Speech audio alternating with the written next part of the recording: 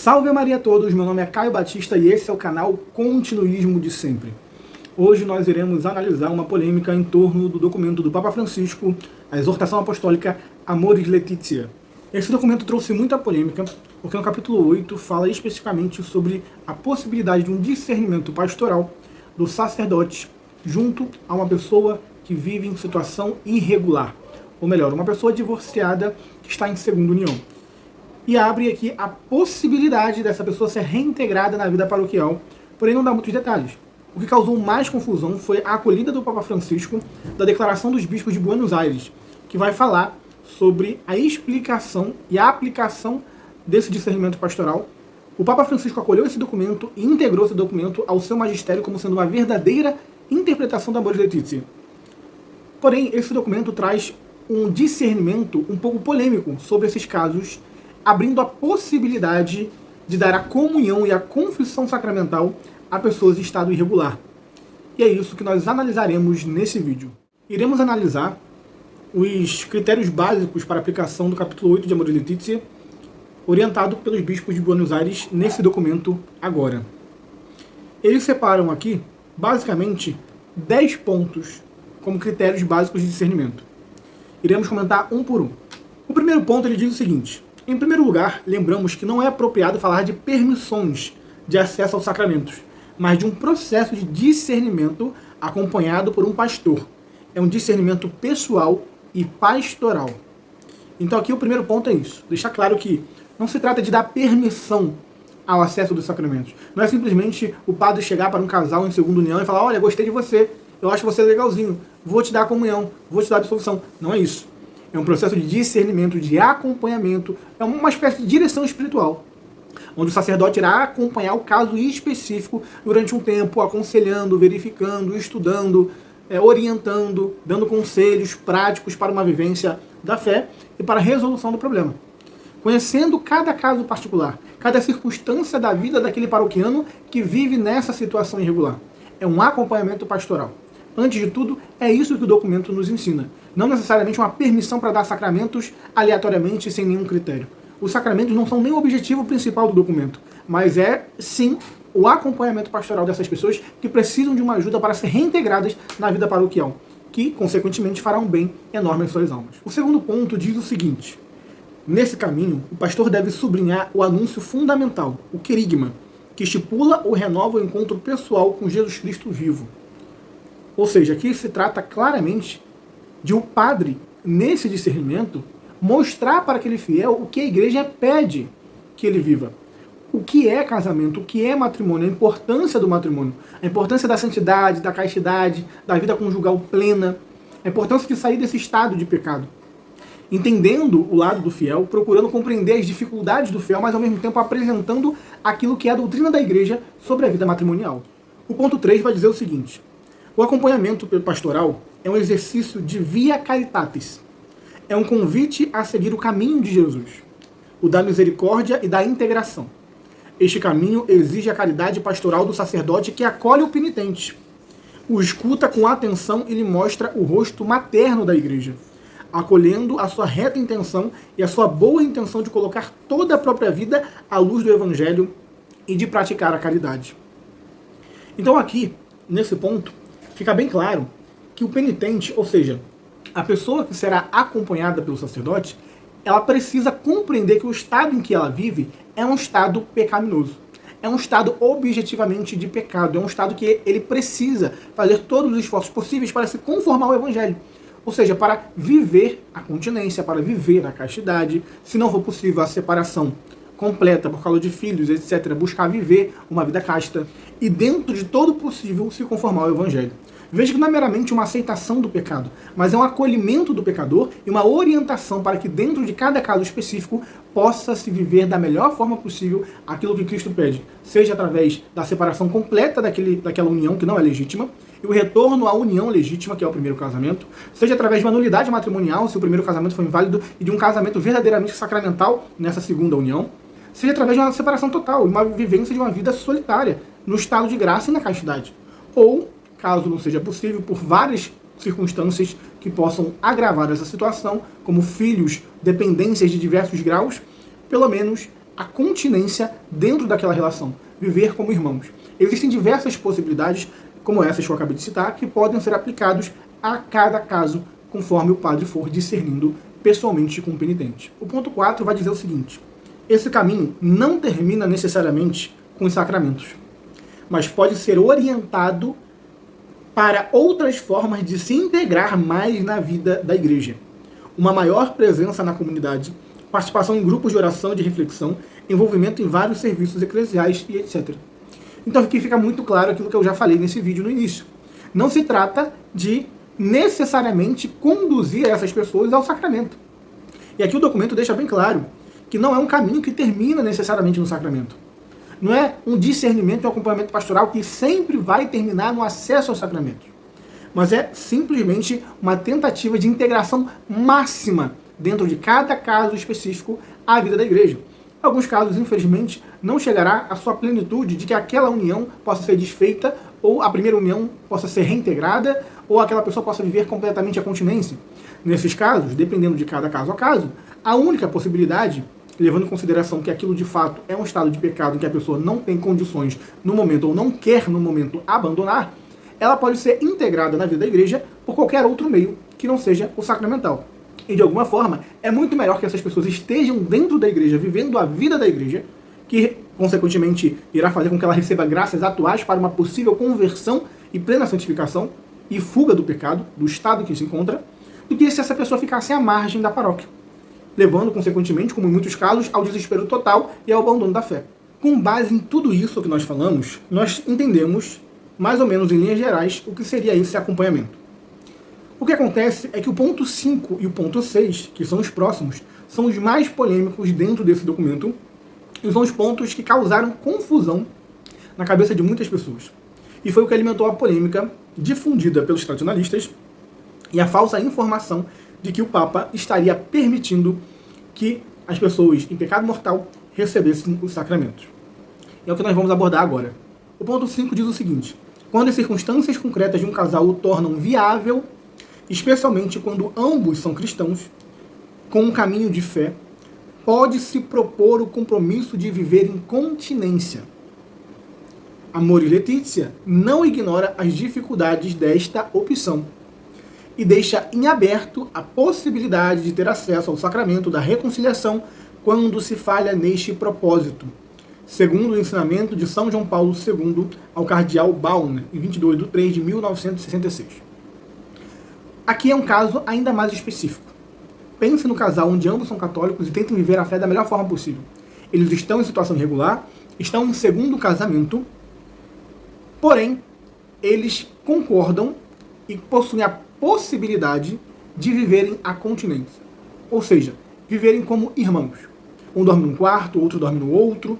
Eles vivem juntos, muito provavelmente, na maioria dos casos, por causa de filhos, ou, por exemplo, de algum problema financeiro, ou um problema de saúde que possa condicionar esse casal a não conseguir se separar.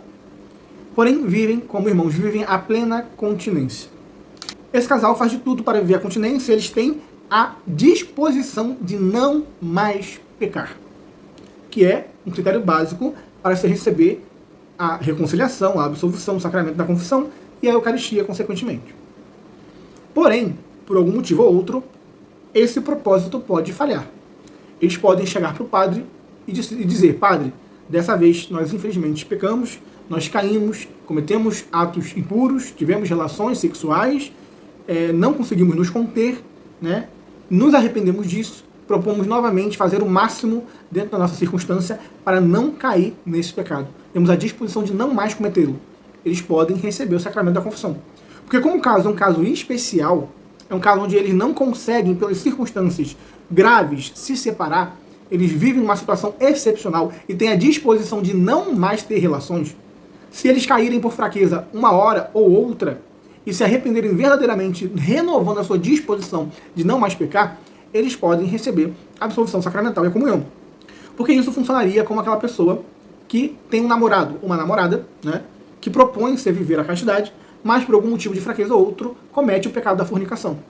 Com o arrependimento necessário e devidas disposições, ela pode procurar o sacramento da confissão para se confessar e receber a comunhão. desde que tenha firme o propósito de não mais cometer aquele pecado.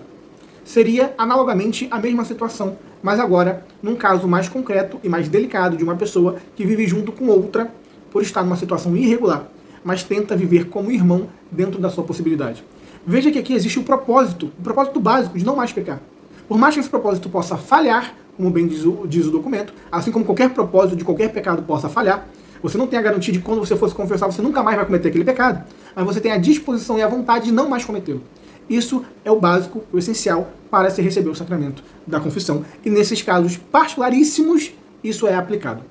Mas o que é ainda mais complexo é o ponto 6, que trata de um caso ainda mais difícil. É o que nós vamos analisar nesse momento. O ponto 6 vai dizer o seguinte: noutras circunstâncias mais complexas e em que não for possível obter uma declaração de nulidade, a opção acima referida, ou seja, a opção da continência, pode não ser de fato viável. No entanto, um caminho de discernimento também é possível. Se reconhece que, num caso concreto, existem limitações que atenuam a responsabilidade e a culpa, particularmente quando se considera que uma pessoa cairia em ulterior culpa ao prejudicar os filhos da nova união. Amoris Laetitia abre a possibilidade de acesso aos sacramentos da reconciliação e da Eucaristia. Estes, por sua vez, dispõem a pessoa a continuar amadurecendo e crescendo com o poder da graça. Veja, aqui se trata de um caso ainda mais complexo. Aqui se trata de um caso de segunda união, onde não foi possível obter a declaração de nulidade do primeiro casamento. Porém, dentro desse aspecto, a pessoa que vive essa segunda união não tem a possibilidade de optar pela continência, que seria o ideal, e que por razões de limitação, no caso concreto, essa pessoa não possui culpa ou responsabilidade plena desse ato. E, portanto, a sua culpa é atenuada ou até mesmo anulada. E, nesse sentido, o sacerdote pode acolher esse discernimento junto com essa pessoa e propor o caminho sacramental. Isso é muito difícil da gente entender com base apenas nessas palavras. Por isso, iremos fazer aqui uma distinção entre pecado mortal, pecado venial, atenuante e o caso concreto.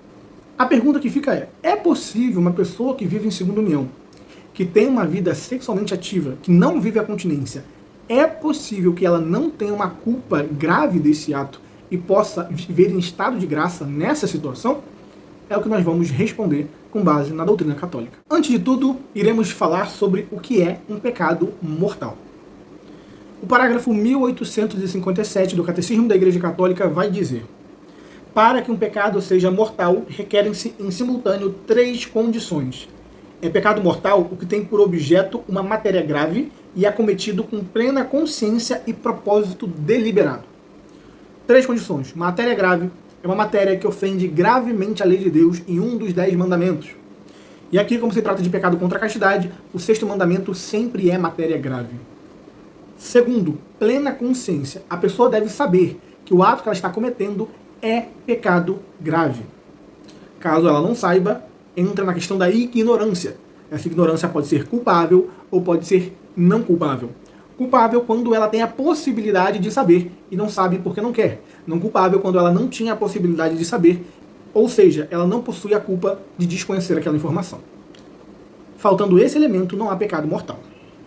E terceiro é o propósito deliberado. Você tem a matéria grave, que é contra o 6º mandamento. Você tem a plena consciência que aquele pecado é grave e você quer livremente, por vontade própria, cometê-lo consentindo no ato. Dentro dessas 3 circunstâncias, o pecado é mortal. Na ausência de uma dessas circunstâncias, não há pecado mortal. Se a matéria não for grave, ou seja, se a matéria for de pecado venial, pecado leve, o pecado, consequentemente, não é mortal, mesmo tendo plena consciência e pleno consentimento. Se a matéria for grave, mas não ter plena consciência, não é pecado mortal. Se a matéria for grave, ter plena consciência, mas não ter pleno consentimento, também não é pecado mortal. Ou seja, nesse caso, segundo o próprio Catecismo da Igreja Católica, a culpa é atenuada. A pessoa comete um pecado objetivamente grave, mas não possui uma culpa mortal. não pratica necessariamente um pecado que tire a graça da alma. Por mais que a matéria seja grave, a responsabilidade, a imputabilidade do ato não é mortal. Agora nós temos que entender quais são os casos em que um pecado grave pode não ser para a pessoa imputado como um pecado mortal, ou seja, fazer com que ela perca a vida da graça.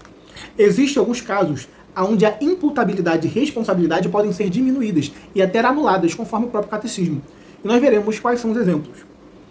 O Catecismo da Igreja Católica, do parágrafo 1735, vai dizer o seguinte: a imputabilidade e a responsabilidade de um ato podem ser diminuídas ou até anuladas pela ignorância, a inadvertência, a violência, o medo, os hábitos, as afeições desordenadas e outros fatores psíquicos e sociais. Vejamos que se trata de uma lista bem extensa de atenuantes que podem fazer com que um ato que seja pecado grave não seja objetivamente grave para aquela pessoa ao ponto de tirar-lhe a vida da graça. E dentro desses casos, nós conseguimos compreender alguns exemplos concretos que se encaixariam perfeitamente dentro desse discernimento pastoral proposto pelos bispos de Buenos Aires no capítulo 6 do documento. Voltemos à análise do documento. Aqui vai dizer que nessas circunstâncias complexas, onde não se tem a declaração de nulidade do primeiro casamento, a opção da castidade, da continência, não pode ser sempre viável.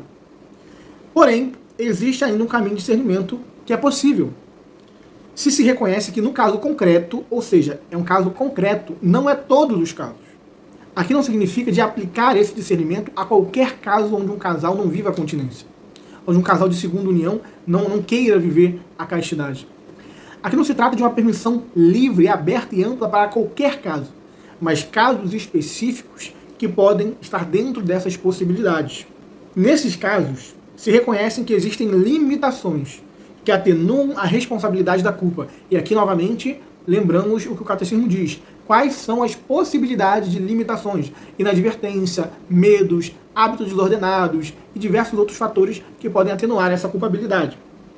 Particularmente quando se considera que uma pessoa cairia em ulterior culpa ao prejudicar os filhos da nova união.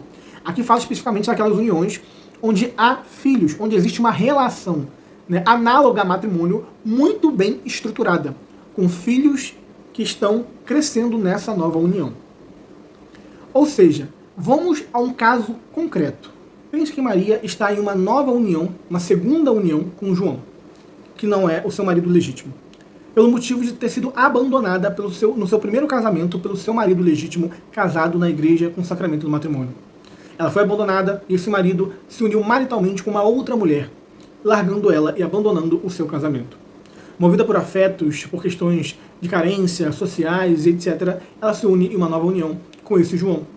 O casamento sendo um casamento duradouro, de um longo tempo, tendo 3 filhos que ainda são crianças e não podem se sustentar. Maria não trabalha, é completamente dependente de João, afetivamente e financeiramente. João não é cristão, não é católico, não vive a fé. É um homem que dá um sustento para casa, cuida dos filhos, dá proteção, cuidado e segurança para Maria. Porém, é um homem violento que possui problemas com bebidas e possui uma grave desordem de coagir moralmente Maria, que não quer continuar naquela relação, porém quer viver a santidade. Mas João não quer viver a continência, ele não acredita nessa possibilidade, ele não quer se propor a viver a santidade. Maria conversa e tenta convencer João para que eles possam viver em continência, um casamento casto dentro das suas realidades, cuidando dos seus filhos, morando junto, porém vivendo como irmãos. João não aceita a possibilidade e coage moralmente, psicologicamente e até fisicamente Maria a coabitar e a ter relações sexuais com ele. Maria, como boa católica que é, busca auxílio e discernimento com seu pároco, que vai instruí-la em qual é o melhor caminho que ela pode tomar. Maria tem um grave medo de abandonar João, primeiro pelas ameaças morais, físicas e psíquicas. Segundo, por causa do estreito laço que ainda possui com ele e uma dependência emocional. Terceiro, por causa das crianças, seus filhos, que ainda não são adultos e precisam serem sustentados financeiramente, não querendo deixar os filhos única e exclusivamente com o pai, que é um homem violento e alcoólatra. Dentro de todas essas dificuldades de cunho emocional, psicológico, financeiro, social e afetivo, Maria tem uma grave limitação de conseguir tomar uma decisão que não a prejudique e não prejudique os seus filhos. E por um grave medo, um grave temor do que pode acontecer com ela e com seus filhos, ela se propõe a permanecer, ainda que contra a sua vontade, dentro desse relacionamento. E por ser coagida pelo seu marido, ela cede e não consegue ver uma possibilidade de deixar de ter relações sexuais com seu marido dentro dessa segunda união. Perceba que eu dei um exemplo concreto, porém esse caso não é um caso universal. Não é qualquer caso que esteja enquadrado dentro dessas circunstâncias que automaticamente estará liberado para que a mulher possa participar dos sacramentos sem nenhum tipo de análise prévia da sua culpabilidade. A questão aqui não é simplesmente o fato em si, mas é algo muito mais subjetivo. É o comportamento humano diante dessas circunstâncias. O que deverá ser analisado pelo sacerdote é se de fato Maria tem ou não tem a livre capacidade mental, psicológica, emocional de tomar uma decisão de se apartar desse relacionamento sem um grave prejuízo para a sua pessoa. E se ela pode, dentro dessas circunstâncias, ter a sua culpa atenuada pelos elementos que nós já vimos que o Catecismo da Igreja Católica cita. Aqui faremos novamente uma comparação. O Catecismo da Igreja Católica diz que por motivo de violência, por motivo de medo e até de afeições desordenadas, a pessoa pode ter a sua culpabilidade atenuada e até mesmo plenamente anulada. E que é exatamente o caso concreto que eu apresento. Maria passa por todas essas circunstâncias que podem, veja, podem, não necessariamente irão, mas podem atenuar ou anular a sua responsabilidade. Isso nos faz chegar à conclusão de que o sacerdote, na sua graça de Estado, dentro das suas prerrogativas atribuídas por Cristo e pela Igreja, poderá, com muita oração e discernimento, chegar a uma conclusão segura de que aquela pessoa não pode ser imputada pelo pecado grave que está cometendo.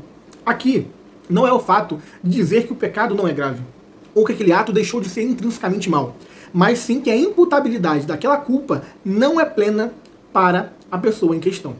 Ou seja, o ato do adultério continua sendo um pecado mortal, continua sendo um pecado grave, continua sendo intrinsecamente mal. O que é analisado aqui não é o pecado em si, mas é a culpabilidade de quem o comete.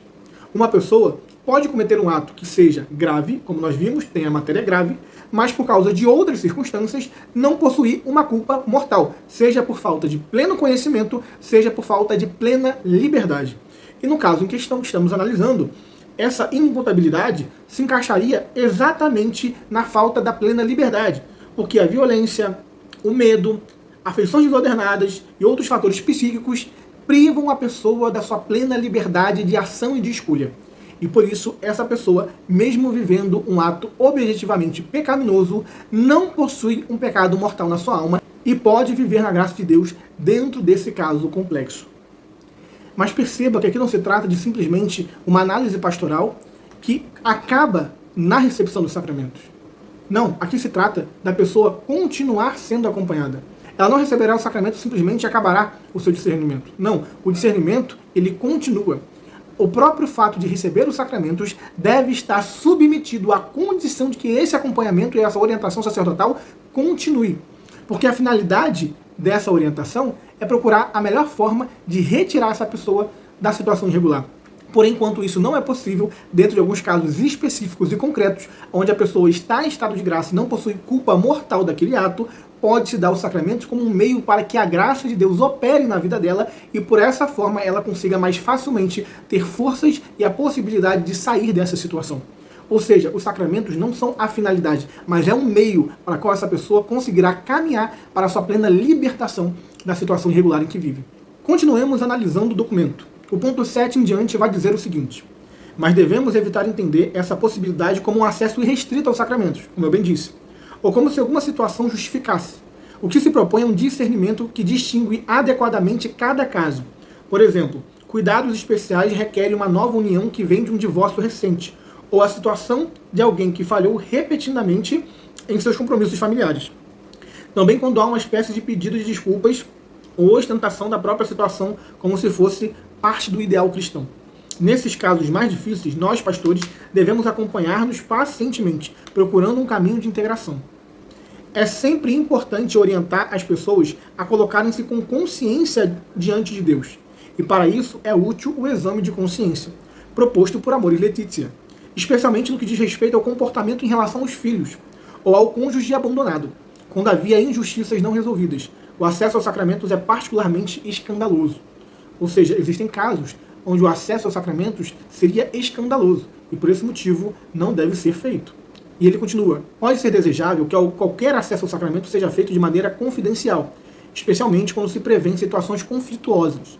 Ao mesmo tempo, porém, não devemos deixar de acompanhar a comunidade para que cresça num espírito de compreensão e de acolhimento, sem que isso implique confusão no ensinamento da Igreja sobre o matrimônio indissolúvel. A comunidade é um instrumento de misericórdia merecida, imerecida, incondicional e gratuita. Ou seja, aqui se trata também de levar em consideração que os sacramentos dados às pessoas não podem ser um meio de escândalo para a comunidade.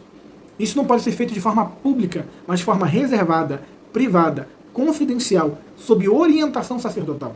E que a comunidade também possa ser levada a uma maior compreensão desses casos complexos, para que possam também abraçar e acolher as pessoas que vivem em tais situações.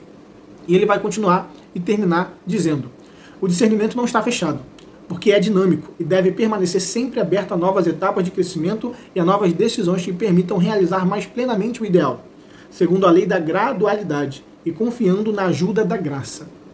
Então aqui vemos claramente que não se trata de um relativismo, onde se trata os sacramentos de forma qualquer, sem respeito, sem veneração, sem critérios, mas se trata de casos raros, específicos, concretos, e será analisado caso a caso. Não é abrir as portas para que qualquer pessoa possa receber os sacramentos, independentemente da situação que vive, mas também não é fechá-la de forma irrestrita, para que qualquer pessoa, em qualquer caso, seja proibida de receber a graça sacramental. Devemos lembrar que, acima de tudo, o que proíbe, o que impede uma pessoa de receber os sacramentos, principalmente a confissão e a Eucaristia, é o estado de pecado mortal, habitual. Ou seja, a pessoa está objetivamente em pecado mortal e não tem a vontade de sair dele. Porém, nesse caso que nós analisamos, ela tem a vontade, mas não tem a liberdade de sair desse estado. E por isso, a sua liberdade sendo restrita, como é uma das condições para que o pecado seja mortal, ela não possui culpa grave desse ato. O ato continua sendo mal e intrinsecamente desordenado. Porém, a culpa do sujeito é atenuada ou até mesmo anulada. E aqui está todo o ponto central do nosso estudo e da orientação do Papa Francisco. Se essas pessoas podem viver em estado de graça por não terem culpa objetivamente grave desses atos, por causa dessas circunstâncias a qual nós já falamos, não há motivo algum para lhe impedir o acesso aos sacramentos. E esse mesmo acesso aos sacramentos lhe dará forças e graça necessária para conseguir chegar no pleno ideal, que é a vida na santidade, na castidade, em plena conformidade com o Evangelho.